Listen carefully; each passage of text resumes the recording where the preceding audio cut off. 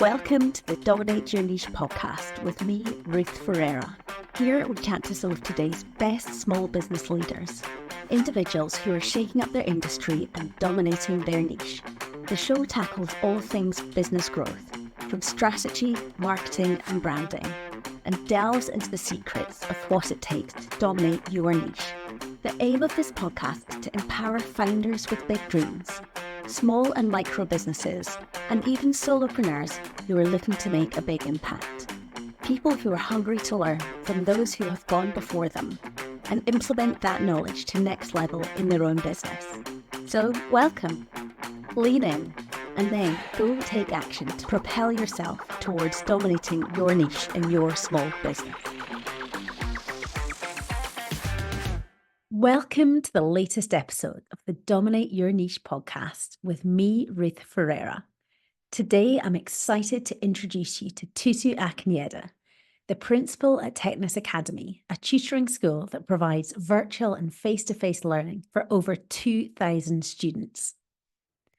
In addition to being a qualified maths teacher with over 13 years of experience in mainstream secondary education, Tutu is a mum, business owner, and a 6-time published author.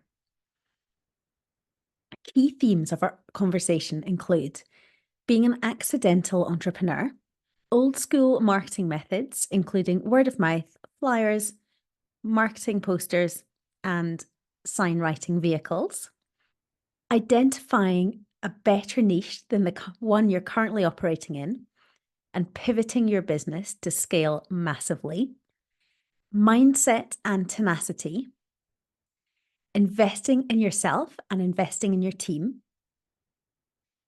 and growing a business that you're passionate about and that can have a massive impact on the world. What an absolutely gorgeous and inspiring conversation with a powerhouse businesswoman who has grown a business that most people would be envious of. I cannot wait for you to learn from her. Hi, Tutu. Welcome to the podcast. Thank you for having me, Ruth. You are very welcome. So, Tutu, my first question for you. You have grown your business from being a single mum, literally tutoring with your baby beside you, trying to survive, to having a tutoring business with a team of more than 70 and over 2,000 clients. Firstly, congratulations. And I would love to know about that journey. Oh, thank you. So I think business happened to me by accident because I was working as a classroom teacher in a secondary school, and I qualified, I got married, had a child, and then my child got very ill and I was having to go to the hospital many times in between doctor clinics just to make sure my child was okay. It started to affect my work attendance. I just wasn't happy with, I couldn't dedicate enough time to my work. And eventually I decided, you know what, I'm going to take this big leap and I'm going to go into tutoring full time. And that's exactly what I did. And so you're an accidental entrepreneur. Accidentally happened, yes. Amazing. And how have you grown it? So I was tutoring on the side whilst I was a classroom teacher. And by the time I decided I wanted to leave the classroom and focus on just tutoring as well as looking after my child, because that would give me the flexibility to look after my child, I had about 20 students that I was going from home to home tutoring. And it just got too much. I'll strap my baby on my back, take an iPad with me, and then go into different houses. And in the end, I just emailed all the parents and said, I've got a little office in Chatham. Would you mind coming and bringing your children over to me? Because it's becoming very difficult to come from house to house. And 18 out of those 20 parents came to the office at Chatham. And that's how it all started. Amazing. So obviously you were doing something right at the beginning. They loved working with you. Their kids were getting results. They were having a great experience. So when you said, I'm going to say formalize this, it was an obvious yes for them. That's amazing. And what strategies have you used to grow the business since then? Because you've come a long way. Mhm. So I just completely forgot about, and that this might be a bit like, big cliche for some people, but I just completely forgot about making money. Instead, for me, it was satisfying my clients, which in the first instance were the students that I was working with. As long as I had enough to pay my bills, my focus was just to make sure that I gave my students the confidence that they needed to pass their exams or to get better with their schoolwork. And at some point I was even doing some classes for free. But I just wanted that satisfaction. I saw them as my clients, give them the satisfaction. And then it was just word of the mouth. People would keep recommending other people to me, and someone would call me and say, I spoke to three different people asking them about finding a tutor for my child, and three different people mentioned your name. And so I just carried on Amazing. working on the customer satisfaction, really. So it was really all about that customer experience, giving them that really satisfying experience, and then they just told everyone. So word of mouth kicked in. Correct. I love it. And as you've got bigger and bigger, I see you showing up on Instagram a lot. Has that been a strategy that you've used? Social media came on along the way.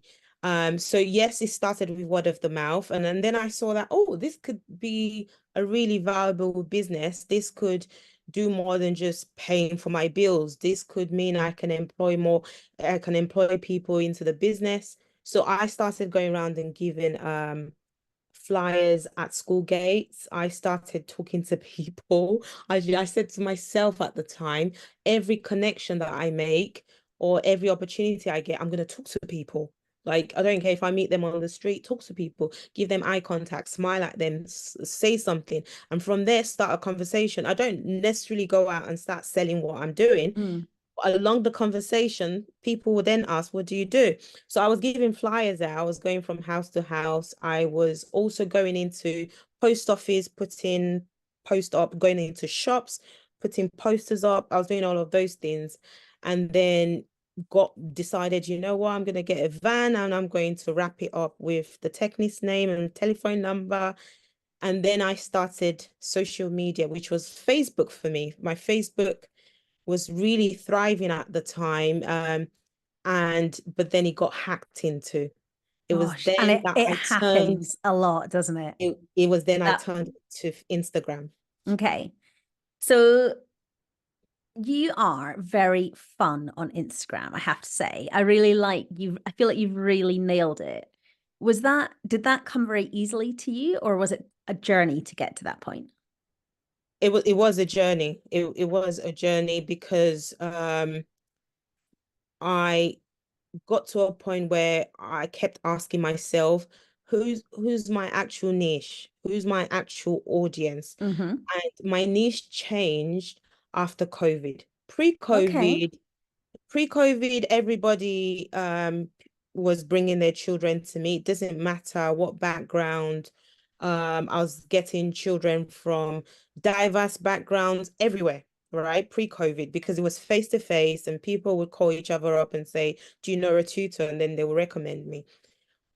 During COVID, we went online, right? Mm-hmm. And so people were seeing us online, and I felt like the Black community gravitated more to me online because I don't know, it's all about representation, right? They're seeing someone who is the same ethnic background. And I just found that I was teaching a lot of students from the Black community, and especially with parents who are first generation immigrants who were seeking a bit of more knowledge about the UK educational system. They just needed some guidance. So I quickly started to understand my audience, my main audience online, and it was immigrant parents from different backgrounds, not only the Black community. And I said, okay, if immigrant parents are my niche, then I have to speak their language. I have to speak how they want to be spoken with. And that's what changed everything for us on online. Amazing. So was that, so let me just summarize what I'm hearing there is pre-COVID, you had a fairly general and geographically based target market. They were coming to you and it was all local. And Yes, because of that, it was a real mix. During COVID, you went online and you recognized that your best clients were kids with immigrant parents. And then you started targeting your marketing at them, speaking their language, understanding what was going on in their heads, and echoing that in your marketing. And am I right in thinking that's when your business really took off? correct. And also I qualified as a secondary school teacher. So I started off teaching secondary school students, but then I quickly recognized parents of children in primary education are a lot more invested and interested in their child's education compared to parents of secondary school kids, because parents of secondary school kids think, you know what you're doing. I don't know half of what they're teaching you anyway. I'll let you get on with it. So those were the two things I think we changed, where we just started speaking to the majority of our audience, i.e., based on, the ethnic background and the age group of their children. Interesting. So you actually had a bit of a pivot moment there. You changed who you were speaking to. I did. And what growth did you see in your business there? Can you remember where you were at pre-COVID and how quickly that took off? Well, before COVID, we had 120 students that we were teaching across Kent. COVID happened, we went to zero because obviously all these students were taught face to face. And again, I reached out. I love reaching out to my parents and I said, COVID has happened. And by the way, I closed the centers way before the government decided to do anything, because I just thought, oh my God, like the amount of people that are going to get ill if we keep being in each other's Yeah, faces. yeah. And but bearing in mind, I'd left my full-time job. This was my only source of income. Single But I'm parent like, as no, well, daughter I depending want. on you. You have a team, wages to pay, terrifying position to be in. Absolutely, but I put all of that on the side, and that's crazy because I'm just like, we've got to shut down, and we did shut down. And a couple of weeks later is when the government said we're all shutting down the schools, and so we went down to zero. And then I reached out to all the parents again and said, we're gonna try online. Do you want to get your child online? And out of those 120 parents, two parents came online, two children, Oh my gosh. So two. what's that? That's like less than 2% success Not rate. point, not something percent. No, it's over one, but it's under two. Oh gosh. Hang on, you're a math teacher. I am a math teacher, but I don't have my calculator in front of me. But that is definitely, I don't think that's going to be up to 1%. So anyway, we came back online with those two students, and I remember those two students. I remember them now. And fast forward to now, we have 2,000 students online In 4 years. Tutu, in 4 years. congratulations. Yeah. Thank you. That's incredible. If you're looking to grow your business, I have something that may change your life. The Success Method course is for small business owners who would like to take their business and their profits to the next level in the next 12 months. Click the link in the show notes to find out more. So now, 4 years on into this like high growth period, do you consider yourself more a teacher or a business owner? I'm always going to be a teacher. I don't think that part ever left me. I mean, we are running over 150 classes every week at Technics Academy, and I had to take a step back from teaching classes because it just was becoming very difficult to manage the team, to manage the admin and everything, as well as teaching.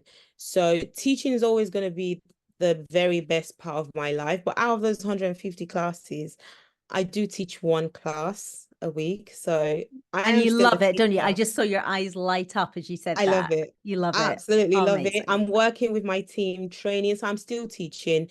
My life is now filled with meetings with different departments every single week, training, teaching, you know, engaging with them, knowing what's working, what's not working, what problems to fix. So although my students and the parents might not be seeing me on the forefront of teaching those classes, I'm working in the back end to make sure quality lessons are being delivered every single day, online and our face-to-face centers. Amazing. So, if you could go back 4 years and give Tutu 4 years ago some advice, what would it be? So I would be saying, yes, well done, Tutu. You were right. You not once did you think you were gonna give up and this was the end of it. Instead, you were always thinking, what's next? And that is a great mindset to have. Keep up with that because you're still going to be needing that sort of mindset in the nearest future. So it's mindset, it's tenacity. Tell me more about that. So my whole teaching practice is based around the growth mindset because I didn't realize initially that was what I was doing when I was teaching in schools. The kids, the classes that they allocate me, they always do so brilliantly, even more so that the head teacher came to me and said, what is the secret? What is it with your students? Like your classes, even if they're failing group, they always do well. And I had to go away and I was pondering. I said, I don't know. I don't know. I teach them the same curriculum. And then I started to do my master's in education and I came across this lady's book, which is The Growth. I think it's called The Mindset, but her name is Carol Dweck. Mindset by Carol Dweck. Yes, Carol Dweck. brilliant book. And oh, it's lovely. And I started reading the book and I'm thinking, I do that. That's what I do. That's what I do. I just could really relate. I said, I didn't know there's a name to this. So I doubled down on that. And then I God, I understood love that it. So it's all about helping people to see themselves not as they are, but as they could be. So helping 100, them to believe that they are capable. 100%, I love it. 100%. I love it. Oh my God, I'm actually getting goosebumps. Beautiful. Absolutely beautiful. Okay, so what has been your biggest learning? So either over the whole journey or maybe more interestingly over the last 4 years where you've had this high growth period. My biggest learning for me is to follow my gut instinct. And sometimes some of those things might not make sense in the business world. I wasn't a business person anyway from the beginning. I was a teacher and never let money be the main goal. Literally, I just throw myself in, do what I need to do, giving my absolute best before I then start working on is there going to be profit or not. I've been told by my finance team several times, told off, you need to stop being too generous. You're giving too much away. You're giving too many discounts. You're giving too many scholarships. But that's how I don't want to change a thing with the way that I do things because why? It's worked, you know. So go in with your passion, go in with making your clients, your customers 100% happy. And then I guarantee you that money would follow. It's inevitable. I love it. I love it. So I hate asking this question, but I'm going to ask it. Go for Can it. you tell me about a time that you failed? Oh, you shouldn't hate asking questions like that because failure is is amazing. I fail Tell me every day. more. I fail every day. And I'll tell you how I fail. I am, and it could be seen as a weakness, and then when it works, it will be seen as great strength. I don't spend too much time researching on is this going to work? Is this not going to work? Is this going to work? I just throw myself into it. And sometimes it does work, and then that's great. But then sometimes it doesn't work. And when it doesn't work, I see it as a learning curve. I never beat myself down like, oh well, you live to learn, you know, and I've experienced several failures. Even like, you know, some people would say being divorced is a failure because your marriage didn't work. But it's such a learning curve. I learned a lot from that process. So I never, ever run away from failure. And I don't see failure as a negative, actually. Okay, so failure is all about learning and moving forwards. Absolute, no regrets. You tried. You're much better than someone who didn't even venture at all, honestly. Love it. So, with the benefit of hindsight, looking back over the past 4 years, what would you have done differently? What I would have done differently would be to employ people a lot quicker, because scaling a business is all about having, you can't do it by yourself. So if you're going to grow something huge, you're going to need people, and not just any people, the right people around you. So what I would have done differently was to employ people a lot earlier, and also to make sure that I employ the right people. So sometimes you hold on to the wrong people, not necessarily because they're bad or they're lazy, they're just not the right fit for your business. And so sometimes I hold on to them for too long when I should have let them go earlier. So that would have been what I would have done differently. Love it. So, final question for you. What advice would you give to others who are looking to scale their business? The advice I would give is you've got to do something that you love. Like, honestly, if I was running a business based on something I didn't have a passion on, I think I would have packed in a long time ago. So you have to do something that you can definitely relate to.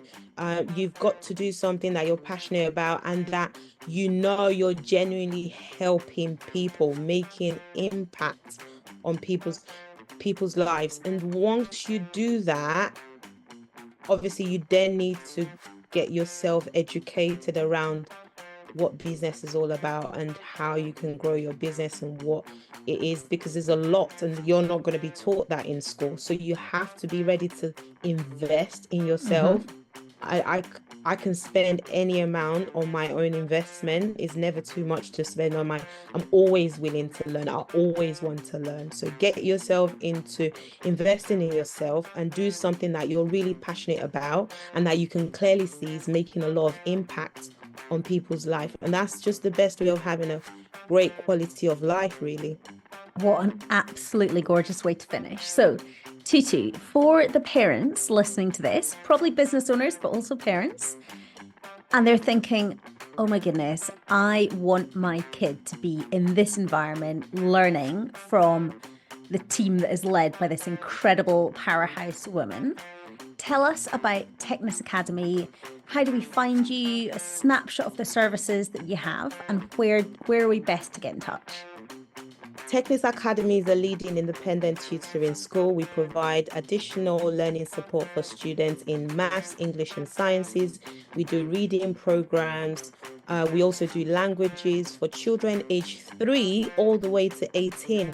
We are your one-stop shop when it comes to your child's education. I was recently speaking to a parent of triplets. He's got 3 children. They're triplets. And we've been teaching them for the last 5 years. So we're your one-stop shop when it comes to your child's learning, when it comes to their education. You can find us on Instagram. We're very, very active on Instagram. Tenacious Academy is Tenacious_Academy_tutoring. So yeah, send us a message, send us a DM. We'll be able to help your child as well. Amazing. Well, Tutu, thank you so much. It's been such a pleasure learning your story and all the wisdom that you've shared. Thank you. Thank you so much, Ruth. Thank you for listening today. If you like what you hear, please hit subscribe and leave us a review. Even better, come connect with me, Ruth Ferreira, on LinkedIn and Instagram. I'd love to get to know you.